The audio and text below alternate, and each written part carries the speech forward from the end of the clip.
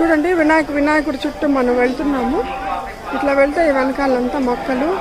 మళ్ళీ ఇక్కడ కూడా మన వాళ్ళు ఇల్లు కట్టినారనమాట కొంతమంది భక్తులు. ఇట్లనే వచ్చినామంటే చిన్న మంటపం కాబట్టి చిన్న ప్రదక్షిణ అంతా అయిపోతుందండి.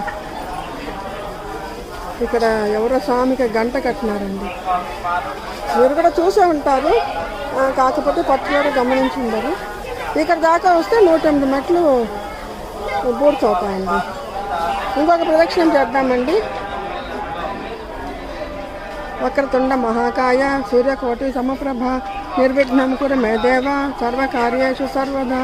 వక్రతుండ మహాకాయ సూర్యకోటి సమప్రభ నిర్విఘ్నం కురు మే దేవ సర్వకార్యేషు సర్వదా.